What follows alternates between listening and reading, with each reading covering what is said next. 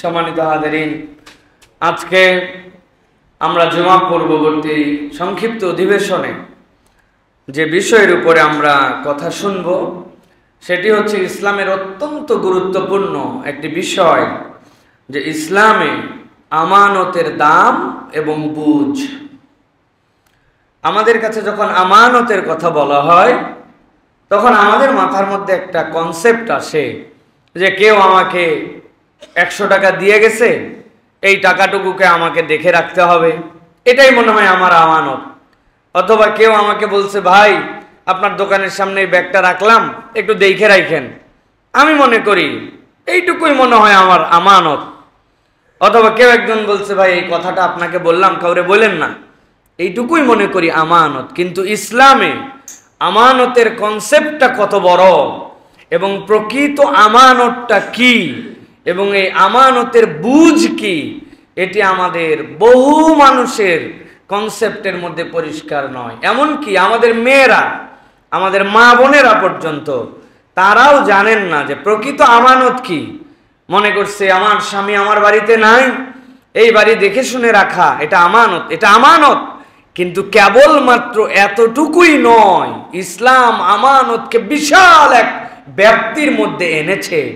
আমানতের 3টা লেয়ারের একটা লেয়ার হচ্ছে যেইগুলি বললাম, টাকা দিয়েছে দেখে রাখেন, ঘর দেখে রাখেন, কেউ একটা কথা দিয়েছে কথাটা গোপন রাখেন, এটা একটা লেয়ার মাত্র। কিন্তু ইসলাম বলছে আমানতের বুঝ বিশাল এক কনসেপ্টের মধ্যে এসেছে। আল্লাহ রাব্বুল আলামিন কুরআনুল কারীমের 33 নম্বর সূরা আহজাবের মধ্যে এ সংক্রান্ত বিষয়ের আলোচনা এনেছেন এবং মুফাসসিরিনে কেরাম লেয়ারে লেয়ারের বর্ণনা দিয়েছেন। সুতরাং আজকে আমরা সংক্ষিপ্ত সময়ে যদি এই আলোচনাটি হৃদয়ঙ্গম করি তাহলে আমরা একটা সংক্ষিপ্ত ধারণা অন্তত পাবো যে ইসলামে আমানতের দাম কি আর ইসলামে আমানতের বুঝ কত দূর পর্যন্ত, এই আমানতদারিতার ফজিলত কি, এই আমানতদারিতার ব্যাপ্তি কত দূর পর্যন্ত, এ বিষয়ে আমাদের জ্ঞান অর্জন করা কোরআন হাদিস অনুযায়ী আমাদের জন্য ফরজ। কেননা এইটা আমরা না বুঝলে আমরা আল্লাহ রাব্বুল আলামিনের ইবাদতই বুঝতে পারবো না। হযরতে ইবনে আব্বাস রাদিয়াল্লাহু তাআলা বলছেন, তোমাদের উপরে যে ফারায়েজের বিধিবিধান দেওয়া হয়েছে, তথা একজন মানুষ যখন মৃত্যুবরণ করে এরপরে যে ফারায়েজ, তার উত্তরাধিকার বন্টন, এই বন্টনটা পর্যন্ত আল্লাহর পক্ষ থেকে একটা আমানত। এর এক চুল যদি কেউ এলোমেলো করে, কিয়ামতের দিনে সে আমানতের খেয়ানতকারী হিসেবে উপস্থাপিত হবে। এবং এই বুঝ যদি কারো মধ্যে না থাকে তাহলে আমানতের বুঝহীন অবস্থায় তার মৃত্যু হবে। বুঝই নাই আমাদের আল্লাহ রাব্বুল আলামিন সূরা আহজাবের মধ্যে কি বলছেন খেয়াল করেন। আল্লাহ রাব্বুল আলামিন বলছেন, দুনিয়ার মানুষ ভালো করে তোমাদের মর্যাদা বুঝে নাও। তোমরা কেন আল্লাহর কাছে অনন্য, তোমাদের দাম কেন আল্লাহ রাব্বুল আলামিন সবচেয়ে উচ্চকিত করলেন। মানুষ হিসাবে আমরা অনেক সময় বলি মানুষের দাম এই জন্য বেশি, কেননা মানুষের স্বাধীন ইচ্ছা শক্তি আছে, সে চিন্তা করতে পারে, অন্য সকল প্রাণীর থেকে সে স্বকীয়। কেননা রব্বুল আলামিন তাকে নিজ হাতে বড় আদর করে সৃষ্টি করেছেন। কিন্তু আল্লাহ রাব্বুল আলামিন এই আয়াতে কারিমার মধ্যে ভিন্ন একটু কথা বলছেন মানুষের জন্য। আল্লাহ বলছেন, ইন্না আরাদনাল আমানাতা আলাস সামাওয়াতি ওয়াল আরদ ওয়াল জিবাল ফাআবাইনা আন ইয়াহমিলনাহা ওয়া আশফাকনা মিনহা ওয়া হামালাল ইনসান। আল্লাহ রাব্বুল আলামিন বলছেন, ও দুনিয়ার মানুষ, আমি আল্লাহ রাব্বুল আলামিনের পক্ষ থেকে আমার সৃষ্টি আসমান, আমার সৃষ্টি জমিন, আমার সৃষ্টি পাহাড়, যেই পাহাড়ের ব্যাপারে আমি রব্বুল আমিন নিজেই বলেছি, ওয়াল জিবালা আউতাদা, তুমি যে পাহাড়কে কেবল পাহাড় হিসেবে দেখতে পাও, এটা কেবল নিরেট কোনো পাহাড় নয়, বরং প্রত্যেকটা পাহাড় এক একটা কিলোকের মতো, এক একটা মিরসাদের মতো। এইটা জমিনের স্থিতি নিয়ে এই জমিনের উপরে মাথা উঁচু করে উপর দিকে যতখানি দাঁড়ায় আছে, আল্লাহ বলছেন জমিনের নিচেও ততখানি দাঁড়ায় আছে, ততখানি এইটা ডুবে আছে। একটা পাহাড়ের তারপরে তুমি উঠো, উঠার পরে তুমি তোমার দেশের পতাকা যদি উড্ডয়ন করতে পারো, মনে করো আমি বিরাট বড় সম্মানিত হলাম। কিন্তু আল্লাহ বলছেন, ও দুনিয়ার মানুষ ভালো করে জেনে রাখো, ইন্না আরাদনাল আমানাতা আলাস সামাওয়াত, ওই আসমানের কথা তোমাদেরকে বললাম, যে আসমান প্রত্যেক দিন 10 লক্ষ কোটি টন পানি ধারণ করে, নতুন করে বাষ্পীভূত হয়ে পানিগুলো আসমানে যায়। 10 লক্ষ কোটি টন পানি কল্পনার মধ্যেও নিতে পারবো না আমরা, ওই রকম বৃহৎ।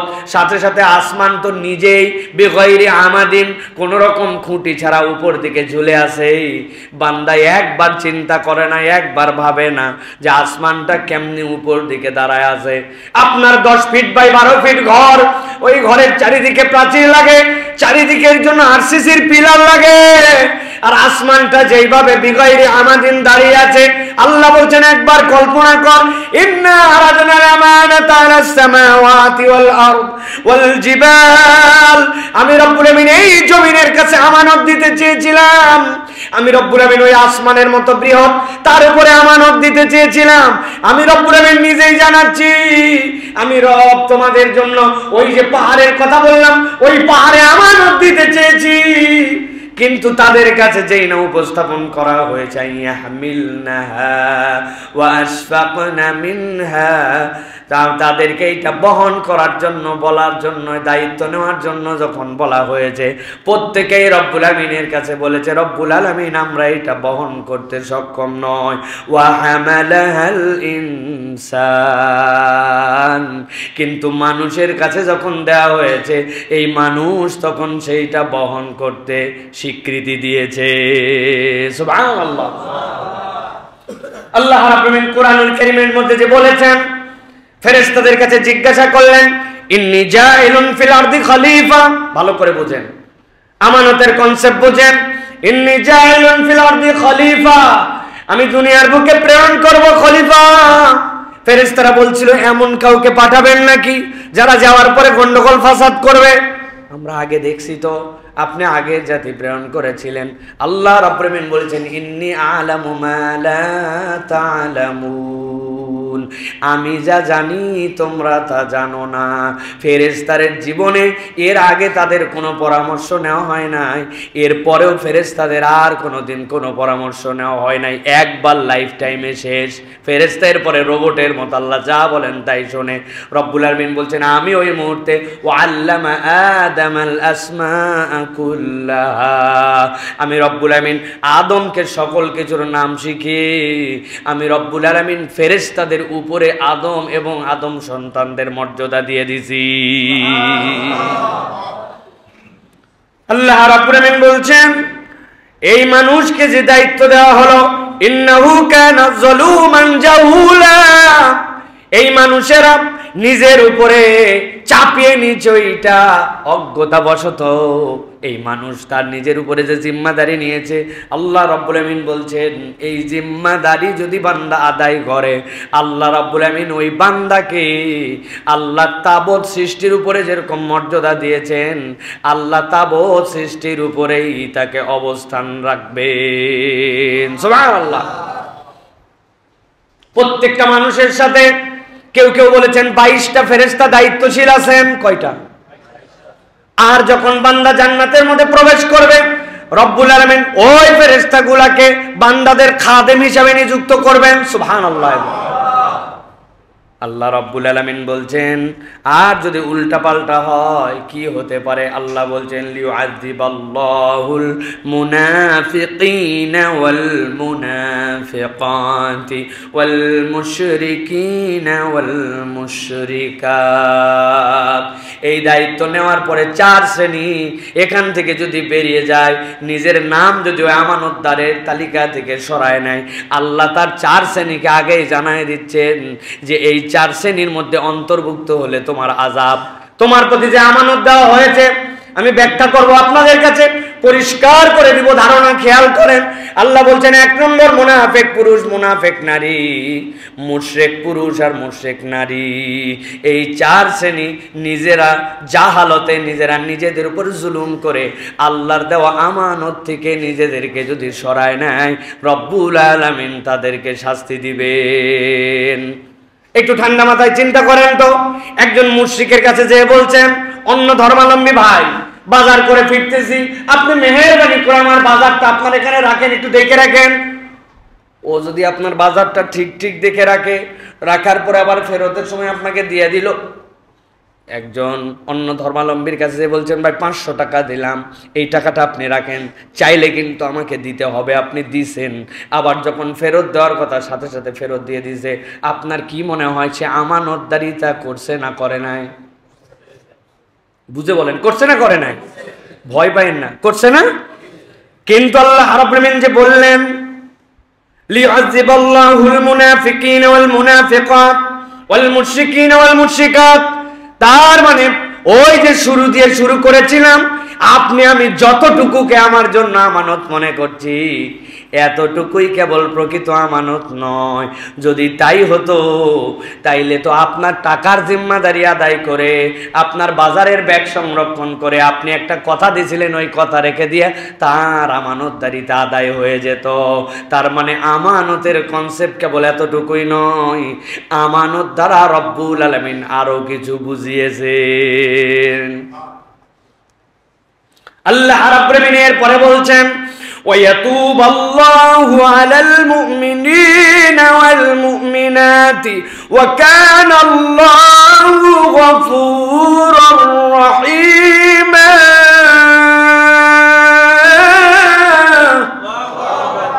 আল্লাহ রাব্বুল আলামিন বলছেন কোরআনুল কারীমের 33 নম্বর সূরা, সূরা আহজাব, সূরা আহজাবের 72-73 নম্বর আয়াতের মধ্যে রব্বুল আলামিন বলছেন, তবে বান্দা জেনে রাখো, ওয়ায়াতুবাল্লাহু আলাল মুমিনিনা ওয়াল মুমিনাত, বান্দা ভুল করবে, সে যদি মুমিন হয় আর মুমিনাত হয়, আর একবার যদি আল্লাহর সাথে বান্দা ভাঙা সম্পর্ক জোড়া লাগায়, আল্লাহর কাছে যদি তওবা করে ফেরত আসে, রব্বুল আমিন, আমি বুঝতাম না, এখন আমার বুঝ হয়েছে, আল্লাহ আমার জিম্মাদারি আমি বুঝে নিতে পারি নাই, অথবা বুঝার পর আমার মিস্টেক হয়ে গেছে, রব আপনার কাছে আমি ফেরত আসলাম।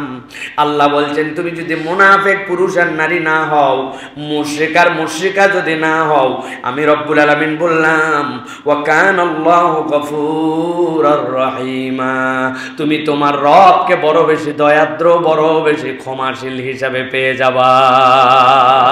সুবহানাল্লাহ। ভুল করছে আমার বান্দা, বুঝে নাই, আল্লাহ বলছেন, ওয়া কানাল্লাহু গফুরার রহিমা। সুবহানাল্লাহ। গফুর মানে কি?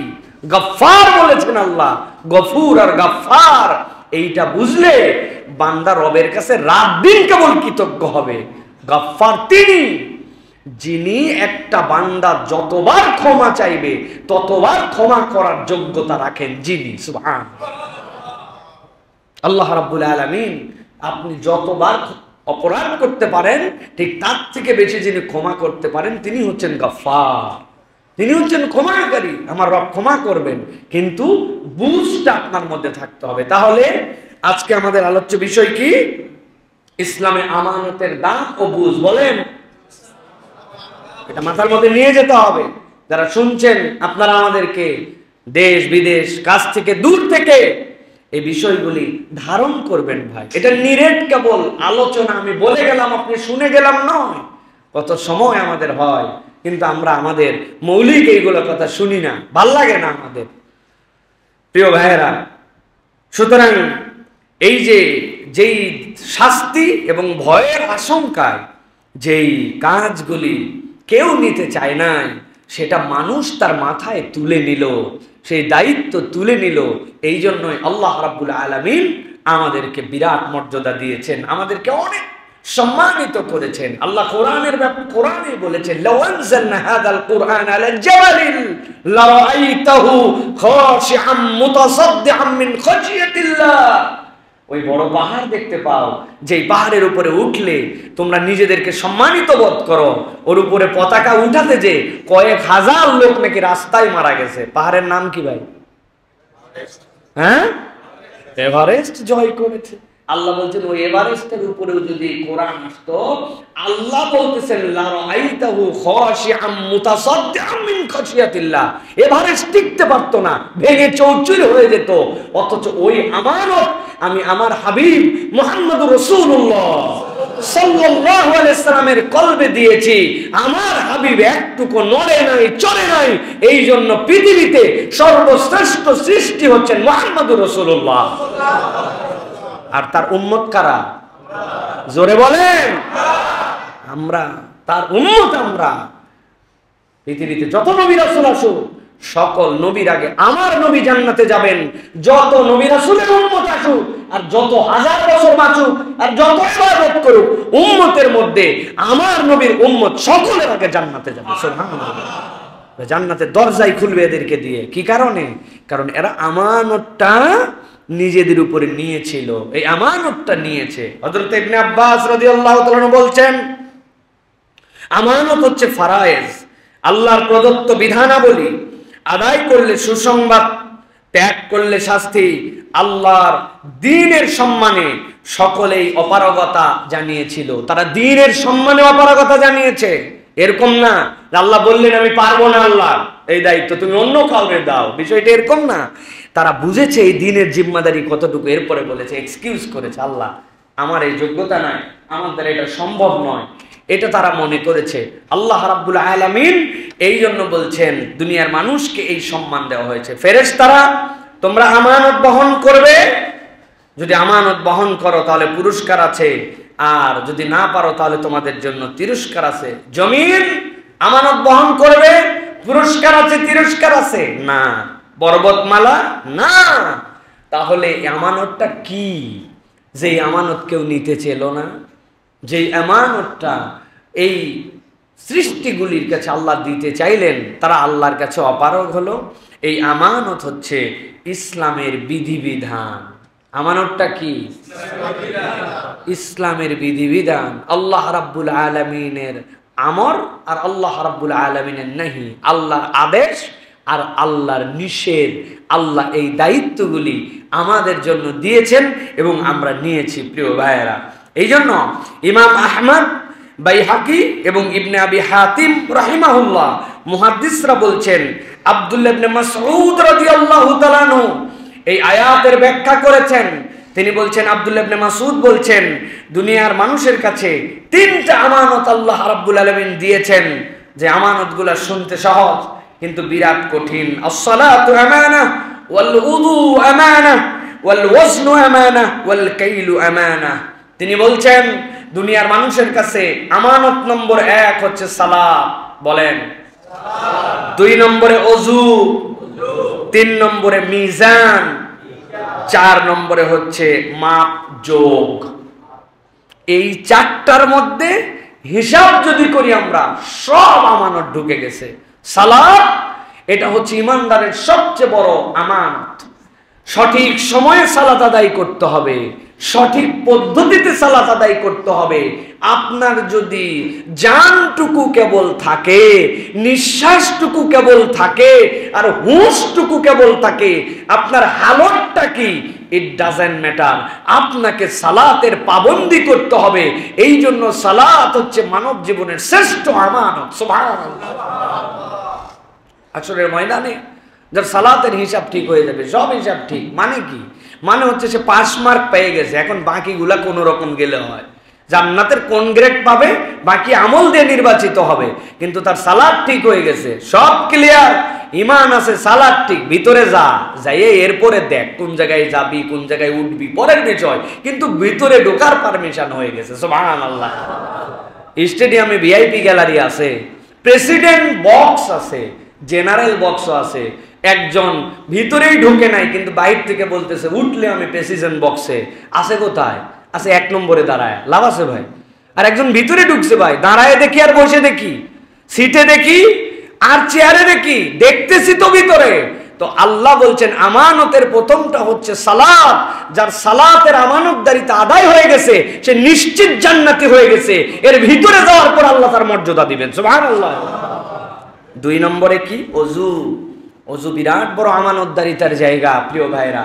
কেননা এই অজুর মাধ্যমে ঈমানদাররা পারফেক্ট পবিত্র হয়। অন্যান্য সকল কিতাবে মুহাম্মদ রাসূলুল্লাহ সাল্লাল্লাহু আলাইহি ওয়াসাল্লামের পরিচয় লেখা ছিল তিনি অজুর দ্বারা তার হাতকে সবসময় পরিষ্কার রাখবেন। ইহুদিরা আল্লাহর নবীর অজু দেখে বুঝতে পারছিল এটাই শেষ নবী, শুধুমাত্র বিরোধিতার কারণে বিরোধিতা করে ঈমান আনে না।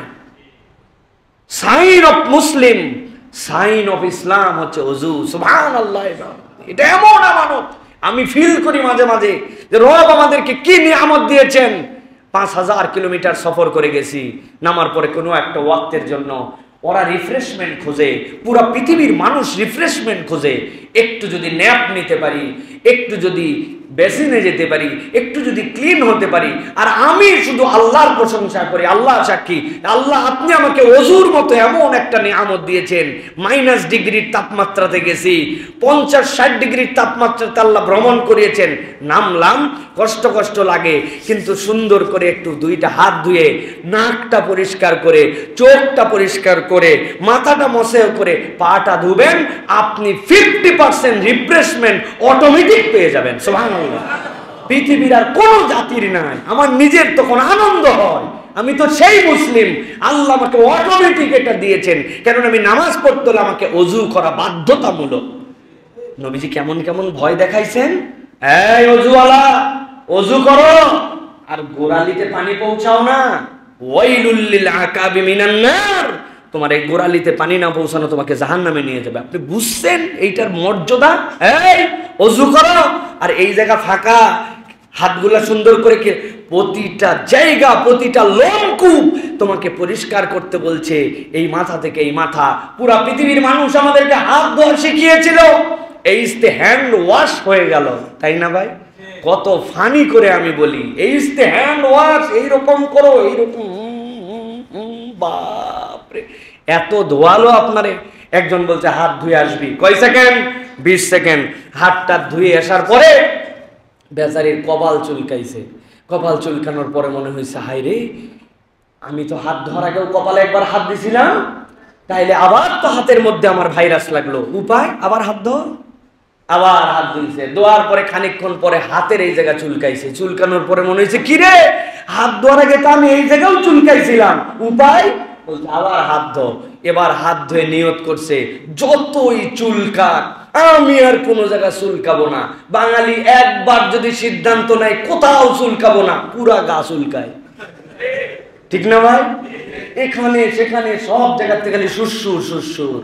আপনাকে আধুনিক এই মানুষগুলি এইভাবে হাত ধোয়া শেখালো, কিন্তু করোনা ফরোনা কোনো কিছুর আগে 1450 বছর আগে মুহাম্মদুর রাসূলুল্লাহ সাল্লাল্লাহু আলাইহি ওয়াসাল্লামকে আল্লাহ বললেন, আপনাকে আমি এমন একটা হাত ধোয়ার জন্য নির্দেশনা দিচ্ছি, লিয়াকুনান নাস, আপনি মানুষের জন্য এটা উপস্থাপন করবেন কি হিসাবে? বাশীরা ওয়া নাযীরা, খুশখবরি এবং মানুষকে সতর্ক করার জন্য। দুনিয়ার মানুষ হাত ধোয়া শিখালো। আল্লাহ বলেন, আগে এই কবজি পর্যন্ত ধো, মুখ ধো, এরপরে নাকগুলা পরিষ্কার করো, গড়গড়া করো, মাথা মসে করো। হাত একবার এই পর্যন্ত ধুইছো না? হইছে, আরেকবার উভয় হাতের এই গোটা ইয়ে সহ কোনুই সহ ধো। দুনিয়ার সবাই সব ধোয়া শিখালো ভাই। সকলের স্যাপ থুতু ময়লা নেটা পায়ের মধ্যে লাগছে, ধুইছেন সব, কিন্তু ওইগুলো নিয়ে ঘরে ঢুকে গেছেন। কেউ আপনাকে পা ধোয়া শেখায় নাই। ইসলাম বলছে গোড়ালি সহ একবার নয়, সুন্নতে রাসূল 3 বার ধো, খিলাল করে করে ধো। অতএব ইসলাম যেটা আপনাকে শিখিয়েছে ওইটা চিরভাস্বর, চির অনন্য, কিয়ামত পর্যন্ত মোস্ট সায়েন্টিফিক। ইসলাম সায়েন্সের কিতাব নয়, কিন্তু পড়লে বোঝা যায় বিজ্ঞানের সাথে ইসলামের কোনো দূরত্ব নাই। সুবহানাল্লাহ। তাহলে এই ওযু হচ্ছে আমার আমানত। শীতের ওযুর সওয়াব, গরমের ওযুর সওয়াব বলা হয়েছে মিজান। আল্লাহু আকবার। মিজান মানে কি? মিজান আপনার জন্য আমানত। আপনি কি করেন সব কিছুতে আপনার মিজান আছে।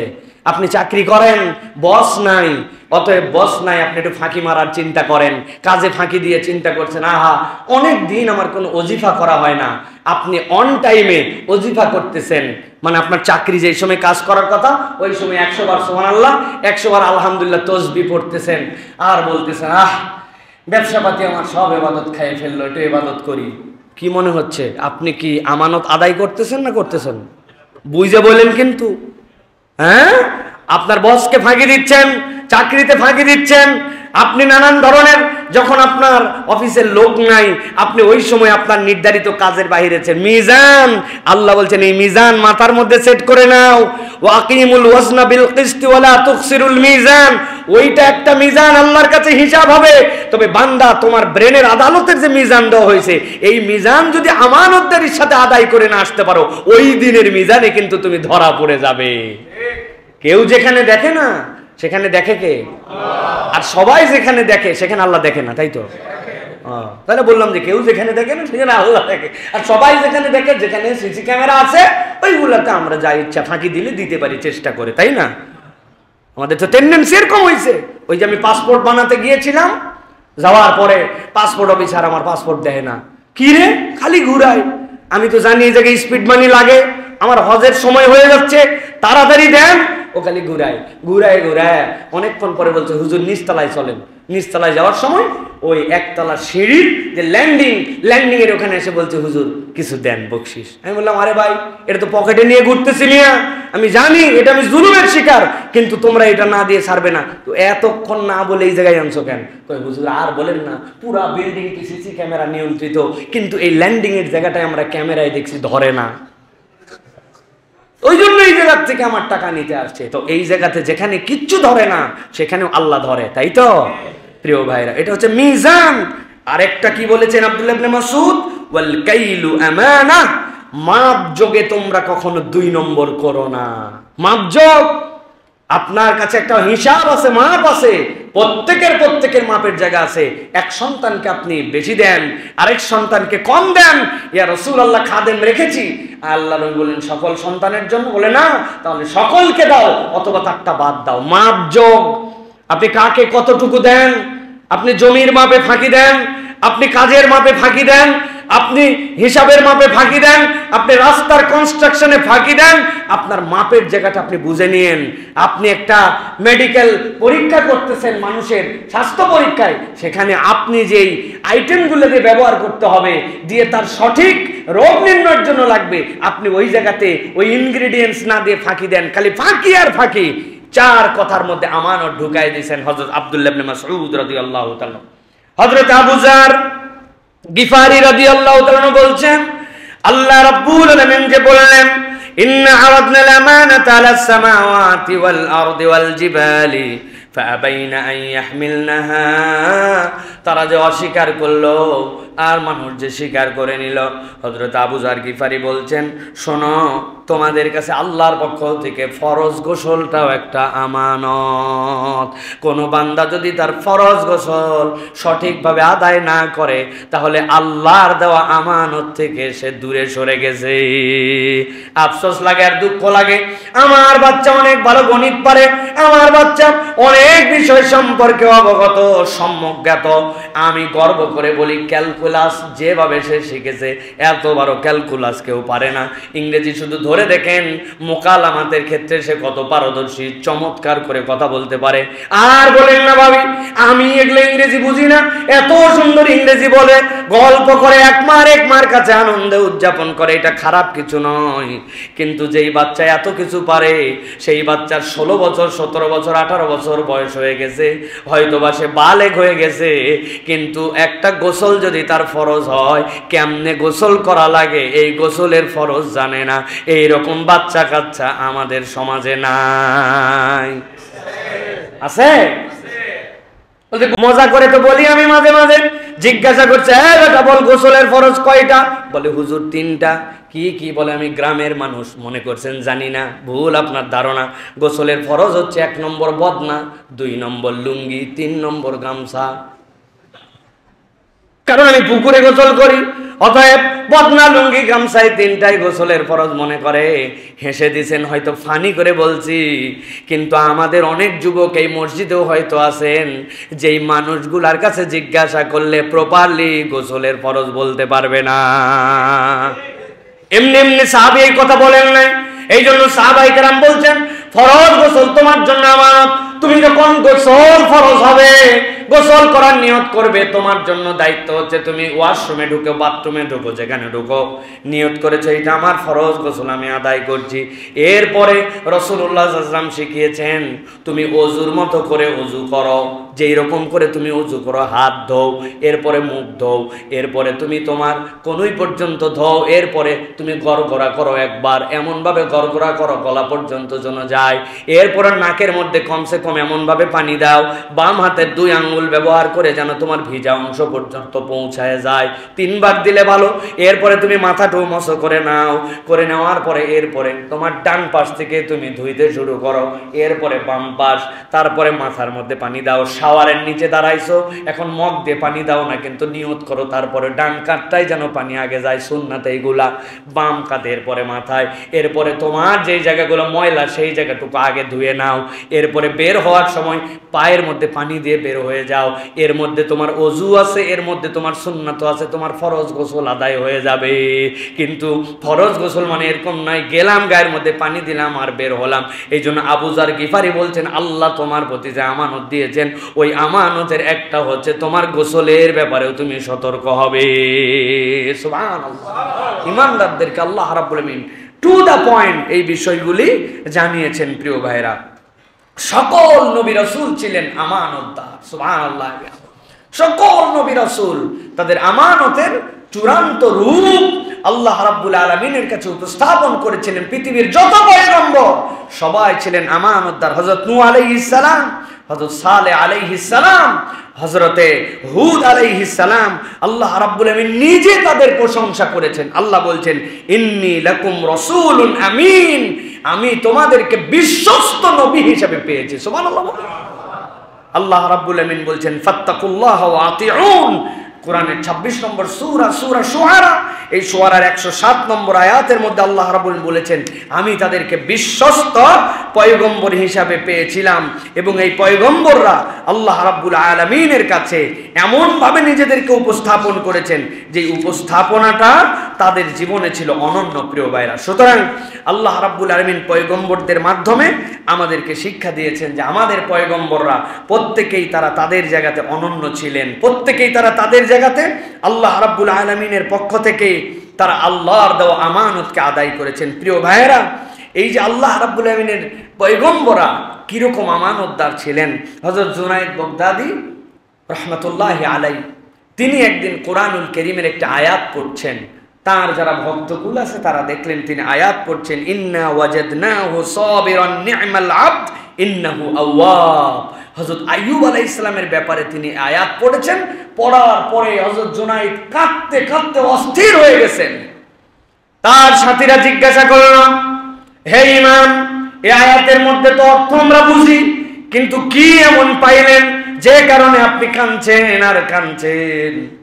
হযরতে জুনায়েদ বাগদাদী বলছেন ইন্না ওয়াজাদনাহু সাবিরান নি'মাল আবদ। আল্লাহ নিজে আইয়ুবের ব্যাপারে বলছেন ও দুনিয়ার মানুষ, আমি আমার আইয়ুবকে 3টা গুণে পেয়েছিলাম। আমি তাকে পেয়েছিলাম কি হিসাবে? আমি তাকে পেয়েছি ধৈর্যশীল হিসাবে, আমি তাকে পেয়েছি নি'মাল আবদ উত্তম দাস হিসাবে, আর আমি তাকে পেয়েছিলাম আওয়াব আল্লাহর দিকে অভিমুখী হিসাবে। বলে এই আয়াতের মধ্যে কাটাকাটি করার কি আছে? হযরতে জুনায়েদ বাগদাদী বলছেন ও দুনিয়ার মানুষ, তোমরা দুনিয়ার মানুষের স্বীকৃতির জন্য সব সময় আকাঙ্ক্ষা করো যে আমাকে কেউ একজন ভালো মানুষ বলছে, পিছনে শুনলে ভালো লাগে, কেউ বলছে না ব্যবসায়ী হলে ভালো মানুষ, এলাকার ভালো মানুষ, আপনাকে এরকম প্রশংসা করলে আপনার ভালো লাগে। কিন্তু আল্লাহ রাব্বুল আলামিন স্বয়ং এই 3 গুণে হযরত দাউদ আলাইহিস সালামকে বলেছেন এইটা আমাকে যেরকম আনন্দিত করেছে, আমাকে উপলব্ধি জাগিয়েছে, সাথে সাথে আমি এইটাও বলতে চাই আইয়ুব তো নিজের যোগ্যতায় সবরকারী হতে পারত না, বরং সবর হচ্ছে আল্লাহর পক্ষ থেকে রিজিক। আল্লাহ স্বয়ং আইয়ুবকে সবর করার যোগ্যতা দিয়েছিলেন। কোরআনুল কারীমের মধ্যে সূরা নমলের মধ্যে আসছে 27 নম্বর সূরা নমলের আল্লাহ রাব্বুল আমিন 70 নম্বর আয়াতের মধ্যে বলছেন, ওয়া ইন্না রাব্বাকা লাযু ফাদলিন আলান নাসি ওয়ালাকিন্না আকসারাহুম লা ইয়াশকুরুন। আল্লাহ রাব্বুল আলামিন এই দুনিয়ার বুকে মানুষকে তার ফজল দিয়ে দিয়ে ভরায় রেখেছেন, কিন্তু অধিকাংশ মানুষই আল্লাহ রাব্বুল আলামিনের কৃতজ্ঞতা আদায় করে না।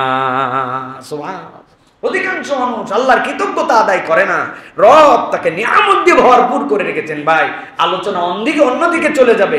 আমানতের বুঝ হিসেবে বোঝেন, আল্লাহর দেওয়া নিয়ামতের প্রশংসা করা আমানত। আল্লাহর দেওয়া নিয়ামতের প্রশংসা করা আমানত।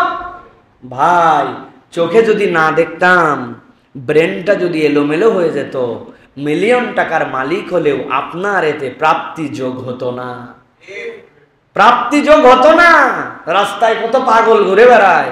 আমাদের এলাকায় একটা বড় ধনী ঘরের সন্তান আছে, তার নাম হচ্ছে সায়েম। আপনারা চিনবেন না, আমরা চিনি। সিয়াম বলেও ডাকে, সায়েম বলেও ডাকে। সে পাগড়ি পরে আসে, এই উল্টা পাল্টা কাজ কাম করে। 5-7 তলা বিল্ডিং আছে তার বাপের, তার নিজের নামে লিখে দেওয়া আছে। প্রত্যেক 2 সপ্তাহ পর পর 3 সপ্তাহ পর পর মোটরসাইকেল চেঞ্জ করে। বাপের এত আছে, কি করবে? ওইটুকুই চালাতে পারে, কিন্তু ব্রেন ঠিক নাই, এলোমেলো। ওর এই সম্পদ, ওর এই অর্থবিত্তের 1 পয়সা ওর কাছে মূল্য নাই, দাম নাই। দুনিয়ার মানুষও জানে পাগলের দনে দিয়ে কি হবে, কিন্তু আপনার আমার কিচ্ছু নাই। কিন্তু আল্লাহ আমাকে একটা সুস্থ ব্রেন দিয়েছেন। কোনো বাপের বেটার ক্ষমতা নাই আমারে পাগল বলবে। কি আছে? আপনি এই নিয়ামতের প্রশংসা কেমনে তাহলে না করে পারেন? আরে মোবাইল বন্ধ হয়ে যায়, 5000 মিলিঅ্যাম্পিয়ারের ব্যাটারি, চার্জ নেই, আর এই চোখটা 70-80 বছর অনবরত চার্জিং সার্ভিস দিল, ঘুমের থেকে উঠেই তাকায়। আহারে, রব্বুল আলামিন আপনাকে আমাকে দেখায়। আমি একবারও বললাম না দিল থেকে, আল্লাহ তুমি যে আমাকে দেখতে দিয়েছো এই চোখ দিয়ে, এটা আমি কল্পনাই করতে পারি না। আল্লাহ, এটা কত বড় নিয়ামত। এর জন্য রব তুমি আমাকে কিছু না দাও, আমি তোমার প্রতি খুশি আছি। আল্লাহ, আমার তো আর বলার কিছু নাই, তোমার শেখানো ভাষায় বলতেছে আলহামদুলিল্লাহ। এটাতে রব যে কি খুশি হন, কি খুশি হন যে আমার বান্দা অনুভব করে আমার কাছে আলহামদুলিল্লাহ বলেছে। আল্লাহ, তুমি আমার আমানত দিয়েছো, কেউ নিতে চাই নাই। তোমার আমানত কি? চোখ দিয়ে অন্যায় কিছু দেখবে না। আল্লাহ, আমার চোখকে আমি সেখান থেকে সামলাচ্ছি। আল্লাহ, আমি অন্যায় কিছু দেখবো না। তোমার আমানতের জিম্মাদারি আমি তো সবসময় আদায় করতে পারি নাই। তুমি না আবার বলছো ওই ইয়াতুবাল্লাযিনা আমানু, আর যারা ইমানদারদের মধ্যে থেকে তওবা করবে, তুমি না বলছো আল্লাহ তুমি নিজে ঘোষণা দিছো গফুরুর রাহিমা, তুমি আমাকে ক্ষমা করবে। আমি আমার হক মতো আদায় করতে পারি নাই, আল্লাহ তুমি মাফ করে দাও। আমানতের চেতনা আছে, ভুলের জন্য অনুশোচনা আছে, রব ওই বান্দাকে মাফ করে দিবেন। অতএব প্রিয় ভাইয়েরা, একটু ভাইবেন। আব্দুল্লাহ জাহাঙ্গীর রাহিমাহুল্লাহ বলতেন, কাউকে যদি বলা হয় কি কি পাইস নাই জীবনে, 1 সেকেন্ড লাগবে না 30টা আইটেম বলে ফেলবে। আর বলেন না, এমন একটা বউ, এমন একটা স্বামী, এমন একটা গন্ডগোল, শরীরটার যে অবস্থা, মনের যে অবস্থা, বাজার, আরে বাড়িঘর, ভাড়া, রাস্তা, সরকার, দেশ, নাই কিছু আছে, আলহামদুলিল্লাহ চলে যাচ্ছে। কি ভাই বলেন? এরকম করে আপনাদের কেউ বলবে না, এটা কোনো অভিনয় না, এটা বোঝানোর জন্য। ফিল ফ্রম ইউর হার্ট, অন্তর থেকে। না প্রাপ্তির তালিকা কত, পাইছেন কি? কি পাইলাম ভাই? কিছুই খুঁজে পাননি না? আজকে প্রাপ্তির তালিকাটা করবেন। কি পাইলেন আপনি? আমার 3টা মেয়ে বাড়িতে অস্থির, বাড়ি এলো মেলো, গন্ডগোল, ফাসাদ, মারামারি, এক বিড়াল, 3জন 3 দিক দিয়ে টান দিয়ে বিড়ালের জীবন যায় যায় অবস্থা। এইরকম অবস্থা, কে বিড়াল নিবে, কে খাবে, কে একটা জিনিস আনছে সেটা কেমনে ভাগ করবে। ও মাঝে মাঝে মনে হয় আল্লাহ কিভাবে সম্ভব। কিন্তু চোখ বন্ধ করে ভাবি, যার কোনো সন্তান নাই, যার বাচ্চাটা আছে প্রতিবন্ধী, যার বাচ্চাটা আছে কথা বলতে পারে না, হ্যাঁ, যার বাচ্চাটাকে বাপ মা এত বড় হওয়ার পরেও বাথরুমটা করাতে হয়, অটিজমের কারণে যে বাচ্চাটাকে বড় হয়ে গেছে কিন্তু বাপ মাকে সাথে নিয়ে যেতে হয়। আল্লাহ, তুমি আমাকে সেই পরীক্ষা দেওনি। হয়তো ওরা একটু কষ্ট দেয়, হয়তো একটু জ্বালায়, আপনি একটু ভেবে দেখেন। রব তুমি আমাকে কত বড় নিয়ামতের মধ্যে, আল্লাহ মসজিদ থেকে বের হই, সবাইকে দিতে পারি না, মন চায়, সবগুলো হাত এরকম করে থাকে, আল্লাহ তুমি আমার অনেক অভাব রাখছো, ভাড়া বাড়িতে থাকি, প্রত্যেক মাসে কামাই রুজি নিয়ে চিন্তা করি, বাজারে যে সবচেয়ে বড় যেটা মন চায় অনেক সময় অর্থের অভাবে কিনতে পারি না, এটা দেখলে ভাল লাগে, ওইটা নিতে পারি না, কিন্তু আল্লাহ তুমি আমাকে হাত এরকম করাও নাই, রব আমার হাত 2 টাকা দিয়ে হলেও এরকম। আপনি খুঁজে পান না আপনার রবকে? না, আপনি আপনার রবের কোনো কিচ্ছু খুঁজে পান না, নিয়ামত খুঁজে পান না। আল্লাহ সকালবেলা উঠে আমি কথা বলতে পারি, রব্বুল আলামিন। কত লোক গোঙা বোবা, কথা বলতে পারে না, রব্বুল আলামিন আমাকে তুমি সেই যোগ্যতা দিয়েছো আল্লাহ, আর কিছু দাও না দাও আল্লাহ, আল্লাহ তুমি আমাকে ইমানের দৌলত দান করছো রব। আমি জানি না যে আমি যদি অন্য ধর্মে আসতাম, এত ওয়াজ শোনার পরেও আমি ইমান আনতে পারতাম কিনা। আবু জেহেল আবু তালেব নবীকে পেয়ে ইমান পায় নাই, আর আমি হাজার হাজার মাইল দূরে, 1000 বছর পরে আমার বাপ মার পেট থেকে আমি ইমান নিয়ে আসছি। আল্লাহ তুমি আমাকে কিছু না দিলেও তুমি আমাকে ইমান দান করছো আল্লাহ, বাকিটা সময় ইমানের উপরে মৃত্যু দিও। আপনি আপনার রবের অনুগ্রহ খুঁজে পান না, তাই না? আপনি আপনার রবকে চিনতে পারেন না, পেয়ে গেছি যে সব, ওই জন্য কিচ্ছু খুঁজে পাই না আমরা, আমাদের কোনো নিয়ামত আমাদের কাছে মনে হয় না।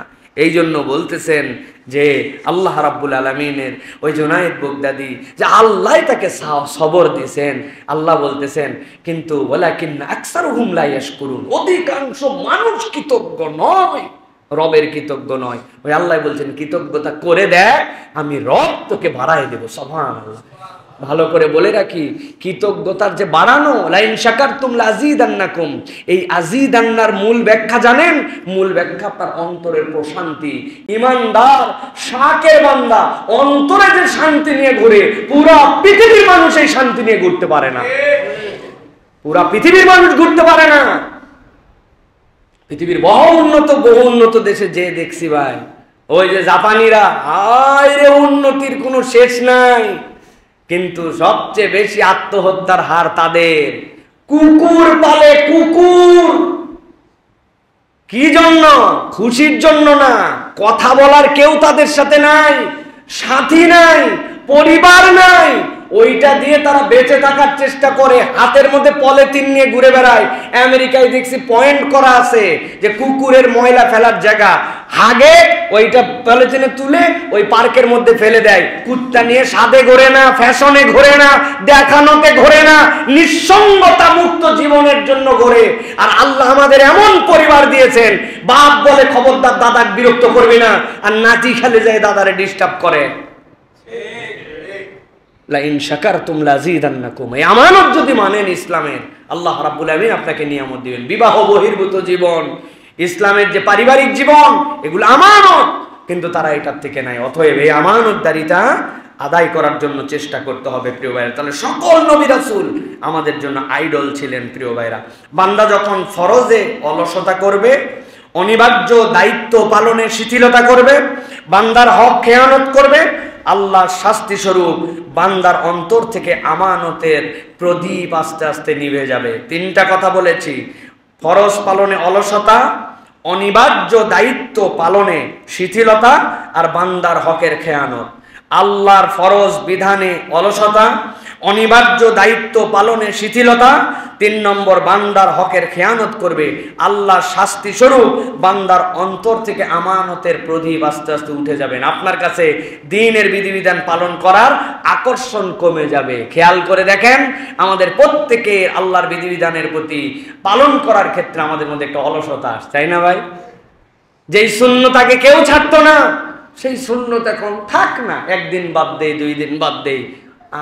আপনাদের কথা বাদ দিলাম, আমরা হুজুররা সেই লেভেলে চলে গেছি, যেই সুন্নাহ পালন করলে আমি মনে করতেছি কি সওয়াব আছে, না করলে গুনাহ নাই, অথচ আমি সেই সুন্নাহর প্র্যাকটিস করি না। জুমার দিনে সুন্দর সুগন্ধি লাগানো একটা ফ্রেশ পোশাক পরা, আগে ভাগে আসা, মেসওয়াক করা, মাথায় একটু তেল দিয়ে আসা, একটা আনন্দ চিত্তে আসা, পারলে একটু হেঁটে হেঁটে আসা এক রাস্তা দিয়ে, এই যে উৎসব মন, এইগুলো আমাদের কাছে ফ্যাকাশা হয়ে গেছে। গোসল দিলাম, হাতের কাছে যেই জামা পালাম ওইটা পরলাম, না নখ কাটা আছে, না গোপছাটা আছে, না আন্ডার আর্ম পরিষ্কার করা আছে। মেয়েরা যারা বাড়িতে আছেন তাদের বাড়ির মধ্যেও একটু স্বকীয়তা লাগবে। আপনার বাড়িতে বিশ্বাস করেন, আমরা ছোটর থেকে জুমার দিন যে সাপ্তাহিক ঈদ, এইটা আমরা ফিল করে বড় হয়েছি। জুমার দিন অবশ্যই বাড়িতে কিছু না কিছু ভালো রান্না হতো আমাদের। ভালো বলতে রেগুলার কিচ্ছু নাই, আব্বা একটা দই নিয়ে আসছে অন্তত পক্ষে, যে খাবার শেষে নরমাল খাবার কিন্তু একটু দই খাওয়া হবে। আম্মা কিছু নাই কিন্তু একটু হলেও দেখা যাচ্ছে যে আলাদা করে ফেলতেন যা আছে তার মধ্যে থেকে। মাছ তরকারি দিয়ে রান্না করছে, ছোট্ট ছোট্ট করে 5-7টা মাছ আবার তুলে টুকরা করে একটু ভেজে দিছে, অন্যদিন ভাজে না, ছোট টুকরা। বড় সংসার আমাদের, চাচারা, চাচতো ভাইটাই সবাই মিলে থাকতো, আব্বা একাই এই মানুষগুলোকে দেখেন। আমরা 17-18 জনের পরিবার শহরের মধ্যে থাকা, কিন্তু জুমার দিনে একটা স্বকীয়তা ছিল। অন টাইম জুমার পরে এসে খাওয়ার জন্য কখনো অপেক্ষা করতে হয় নাই। আম্মা সব রেডি, ফ্রেশ একটা মুড। আমরা নতুন জামা না পরলেও যেই জামা পরতাম ওই জামাটা সুন্দর করে, কারেন্ট না থাকলেও জামা ভাঁজ করে 2-3টা বালিশের নিচে রেখে দিয়ে সুন্দর করে টান টান করে, এই যে ফিল, এই ফিলটা আল্লাহর ইবাদতের দিকে নিয়ে যায়। এখন জুম্মার দিন আমাদের আরো বেশি রিল্যাক্স, বাড়ির কোনো সাইজ নাই, খাওয়ার কোনো কারবার নাই, কে কখন ঘুমের থেকে উঠবে মনে করছে একবারে যা ইচ্ছা তাই। এই যে শিথিলতা, এটা অন্তর থেকে আমানতদারিতা তুলে দিবে, এটা আমাদেরকে ফিল করতে হবে প্রিয় ভাইয়েরা।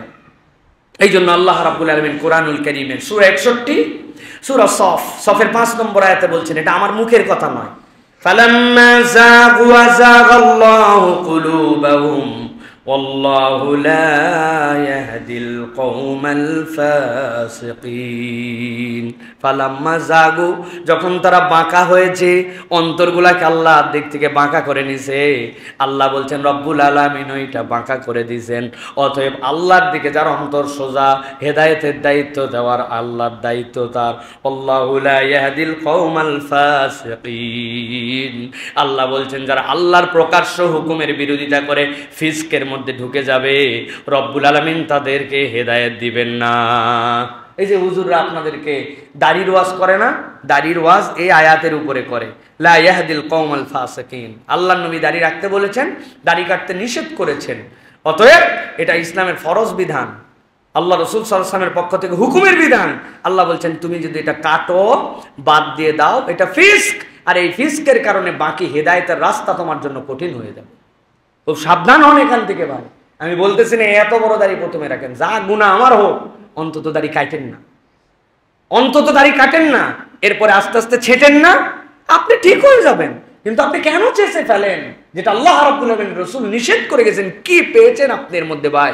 আপনি নিজেকে কি হিসেবে উপস্থাপন করতে চান? যে মুহাম্মদ সাল্লাল্লাহু আলাইহি ওয়াসাল্লাম was the backdated man, unsmart man, আর আপনি আপনার বেয়ার্ড ত্যাগ করে, দাড়ি ত্যাগ করে you are trying to become a smart and updated man. No, Muhammad সাল্লাল্লাহু আলাইহি ওয়াসাল্লামের তরিকা ত্যাগ করে আপনি কখনোই স্মার্ট হতে পারেন না। আর এটা যদি বিশ্বাস করেন আপনার ঈমান থাকবে না, এটা ঈমানের মাসলা ভাই।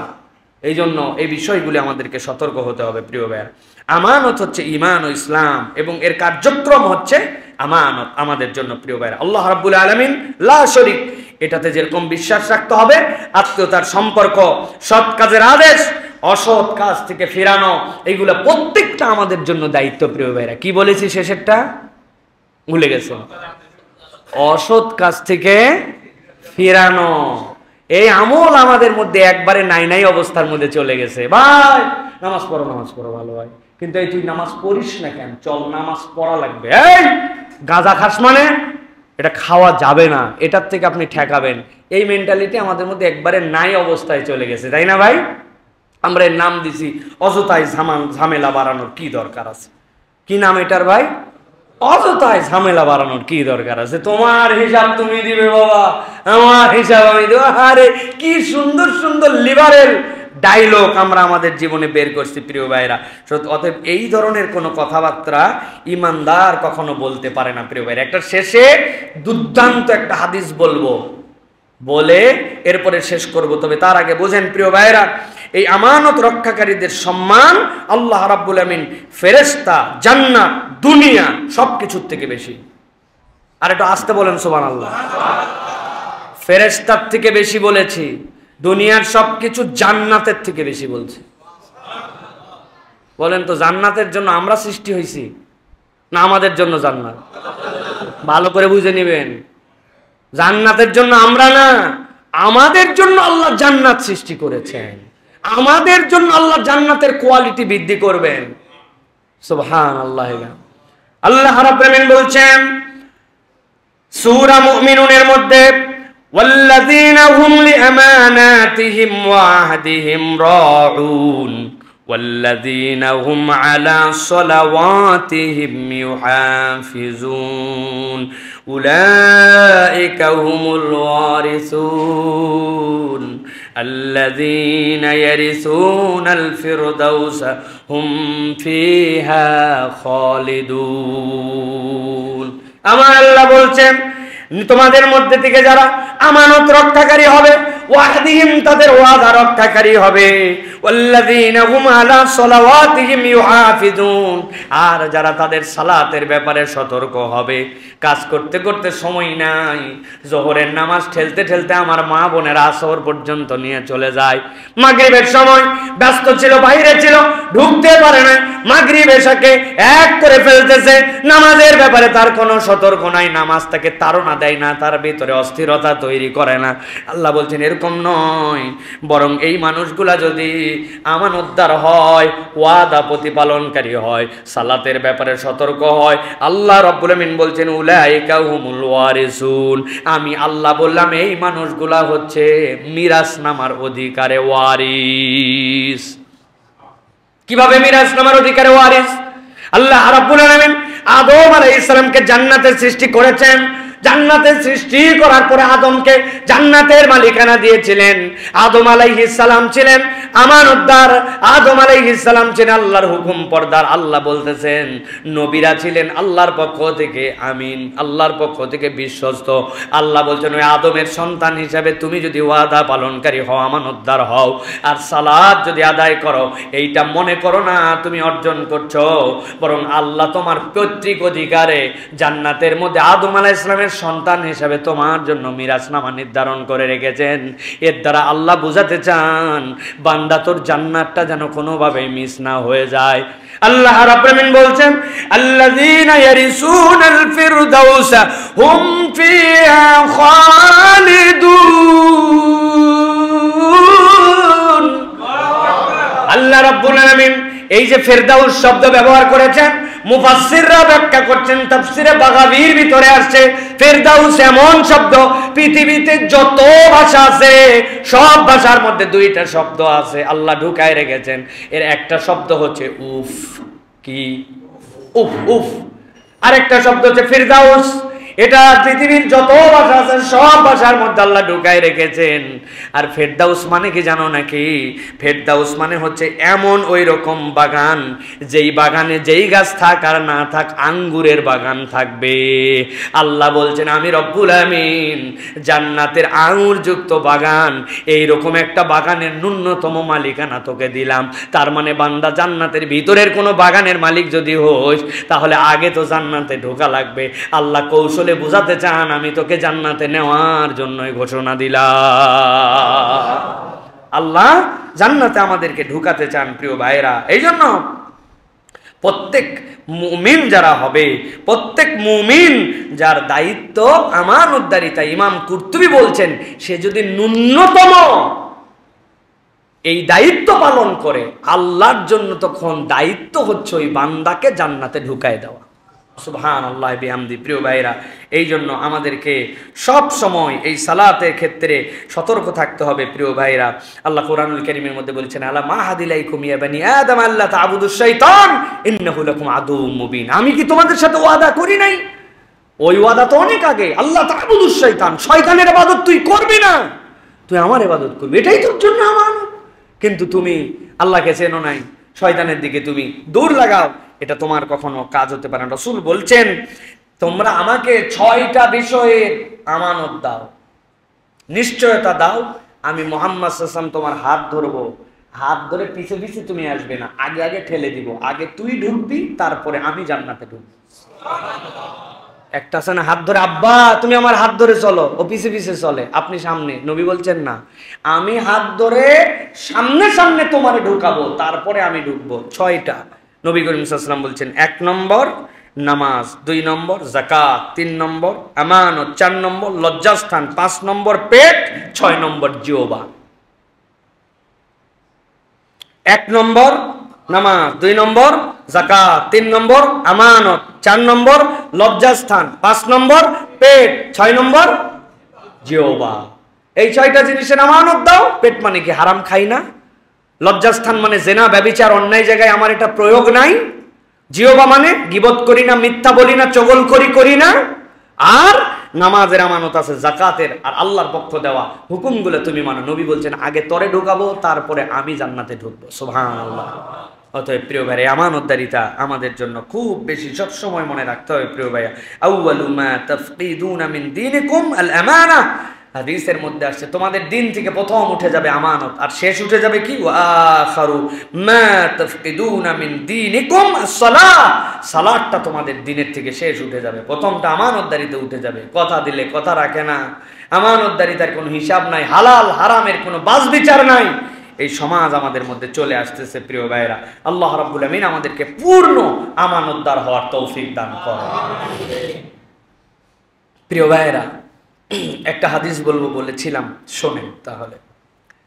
আল্লাহ রাব্বুল আলামিনের নবী বলছেন, বান্দা আল্লাহ রাব্বুল আলামিনের অনুগ্রহে যখন জান্নাতে যাবে, জান্নাতে যাওয়ার পরে অবস্থান করতে করতে হঠাৎ করে একদিন তার মনে হবে যে কিরে, আমার না দুনিয়াতে একটা দোস্ত ছিল, বন্ধু ছিল, এই বন্ধুটা কোথায়? ফেরেশতাকে ডাক দেবে, এই ফেরেশতা এদিকে আসো। ফেরেশতা দৌড়ায় এসে, জি স্যার বলেন। বলছে শোনো, আমার বন্ধু একটা ছিল, জান্নাতে যাকে দেখি না। বলতেছে আপনার বন্ধুকে তো জান্নাতে দেওয়া হয় না, আপনার বন্ধু তো জাহান্নামে। তখন সে বললে আল্লাহর কাছে বলো যে আমার এই জান্নাতে থেকে আমি আমার বন্ধুকে খুব মিস করছি, অনেক নিয়ামত পেয়েছি, কিন্তু আমি আমার জান্নাতকে উপভোগ করতে পারছি না, আমার জান্নাত ওই বন্ধুকে লাগবে। আল্লাহ বলবেন আমার জান্নাতের বান্দাই কথা বলছে, হ্যাঁ যাও, যে ওই বন্ধুকে জান্নাতে জাহান্নাম থেকে মুক্ত করে ওই বন্ধুটাকে জান্নাতে নিয়ে আসো। জান্নাতে যখন নিয়ে আসা হবে ওই বন্ধুকে, তখন জাহান্নামীরা বলবে যে কিরে, এই লোক যে জাহান্নাম থেকে মুক্তি পাইল, ও কি রাত ভর ইবাদত করতো না? ও কি কোরআন অনেক বেশি তেলাওয়াত করতো না? ও কি অনেক বেশি সাদাকা দিত না? সারা দিনের পর দিন রোজা রাখতো না? তাহলে জাহান্নাম থেকে মুক্ত হলো। আচ্ছা, মনে হয় ওর ভাই শহীদ হয়েছে না? বলে আরে না, ওর ভাই কোথায় শহীদ হবে, আল্লাহ জানাবেন। তাহলে ওর বাপ শহীদ হয়েছে মনে হয়, শাহাদতের দিক দিয়ে তার দাম, এই জন্য আল্লাহ মুক্ত করলেন। বলেন না না না, শাহাদতেরও দাম নাই। বলে তাইলে ও মুক্ত হলো কেন? ফেরেশতারা তখন তাদেরকে বলবে যে, ফেরেশতারা বলবে তাদেরকে মুক্ত করা হচ্ছে এই জন্য। জাবের ইবনে আব্দুল্লাহ রাদিয়াল্লাহু তাআলা ওই হাদিস বর্ণনা করে বলছেন, ওই সময় তাদেরকে বলা হবে তার দুনিয়াতে এমন একটা দোস্ত ছিল, যেই দোস্তটা জান্নাতে তাকে খুঁজেছে, এই খোঁজার কারণে, বন্ধুত্বের কারণে আল্লাহ তাকে জাহান্নাম থেকে মুক্ত করে দিয়েছেন। তখন জাহান্নামীরা জাহান্নামের মধ্যে কানবে আর বলতে শুরু করবে, আমাদের কত বড় দুঃখ, আমাদের জন্য এরকম কোনো শাফাতকারী নাই, আর আমাদের কোনো এরকম অন্তরঙ্গ বন্ধু নাই। যেই লোকের নামাজ কম, যেই লোকের রোজা কম, সাদাকা কম, না শহীদ, না বাপ শহীদ, না ভাই শহীদ, জান্নাতের বন্ধু কেবল তার কথা মনে করাতে, সুপারিশ করাতে আল্লাহ জান্নাতে ঢুকাইছেন, আর আমি হতভাগ্য, আমার দুনিয়াতে এরকম কোনো বন্ধু নাই। প্রিয় ভাইরা, আল্লাহ কোরআনে বলছেন, ইয়া ওয়াইলাতা লাইতানি লাম আত্তাখিজ ফুলানান খালিলা। ওই সময় আফসোস করে বলবে, আরে আমি যদি অমুককে বন্ধু হিসেবে গ্রহণ না করতাম। এই অমুককে বন্ধু হিসেবে গ্রহণ করে তোর কি ক্ষতি হয়েছে রে? লাকাদ আদাল্লানি আনিয যিকরি বা'দা ইয জাআনি। ও ক্ষতিটা হয়েছে আল্লাহর বিধান আসার পরেও ও আমাকে আল্লাহর বিধানের দিকে ডাকে নাই, বরং আল্লাহর বিধান থেকে আমারে সরায় নিছে। নামাজে ডাকে নাই, রোজা পালন করি ডাকে নাই, ভালো কাজে উৎসাহ দেয় নাই, বরং উল্টা এগুলোর থেকে আমাকে সরাইছে। আহারে কি আফসোস আমার। আল্লাহ বলছেন, ওয়া কানা শাইতানু লিল ইনসানি খাযুলা। আর শয়তান তো তাকে ধোঁকা দিছে। শয়তান শুধু ধোঁকা দেয়। দু একটা মাস্তান বন্ধু থাকা লাগে। এই দুনিয়ায় চলতে হলে ভালো খারাপ দুই মানুষের সাথে সম্পর্ক রাখা লাগে। আজকে যে অবস্থা, দু একটা খাটাস না থাকলে কেমনে চলবো, পোষা লাগে। আছে না ভাই? এরকম ভাব মারা গপ্প আপনি শোনেন নাই? যাওয়ার পরে টের পাবেন, যাওয়ার পরে ওই দিন টের পাবেন এই খাটাস বন্ধু আপনার কি উপকার করছে। কি ভাব, আমরা 5 ভাই, একটা খুব মারপিটা দরকার আছে। বাপের 5 বেটা একরকম হলে হয় না, একটা দুইটা একটু সন্ত্রাসী টাইপের হতে হয়। আসলে এরকম ভাব, খবরদার ওই রকম বন্ধু খোঁজেন যেই বন্ধুটা জান্নাতে যায় আমাকে একটু খুঁজে নিবে, আমাকে একটু খুঁজবে, যে এরকম একটা বন্ধু দরকার। সেই বন্ধুর কোয়ালিটিটা কি? সে আমানতদার, সে আল্লাহ রাব্বুল আলামিনের দিকে চলে। আমি অত দূর না পাইলেও আল্লাহর জন্য তাকে ভালোবাসি, আল্লাহর জন্য তার জন্য সম্পর্ক রাখি। এই জন্য হাসান বসরি বলছেন, বেশি বেশি ভালো বন্ধু খুঁজো, তাকে খাওয়াও, তার খোঁজ খবর নাও, তাকে উপহার দাও, তাকে সন্তুষ্ট রাখো অন্তত পক্ষে। যে দোস্ত, তালিকার থেকে আমার নামটা জানি কেটে দিস না ভাই, আমার বন্ধুত্ব আমি পারি না তোর মতো, কিন্তু আমার এটা বন্ধু করে রাখিস। এটা হাসান বসরির কথা। আর যেইটা বললাম এটা তাফসিরে বাগাবির ভিতরে এসেছে প্রিয় ভাইরা। অতএব ভালো বন্ধু বানান। আমরা সব সময় ভালো বন্ধু বানাতে চাই, কিন্তু আফসোস নিজে কোনো সময় ভালো মানুষ হতে চাই না। কই দোস্ত লোক নাই রে, আরে বন্ধু বানাবো, আর সেই লোক নাই। তা আপনি এত চালাক কেন? আপনার সেই লোক হতে সমস্যা কোথায়? আপনি ওই লোকটা হন। আল্লাহ রাব্বুল আলামিন আমাদেরকে এমন বন্ধু দান করুন যে জান্নাতে অন্তত আমাদেরকে খুঁজবে। আল্লাহ আমাদের আজকের আলোচনা, আশা বসা আল্লাহ রাব্বুল আলামিন যেন কবুল করেন, বলেন আল্লাহুম্মা আমিন।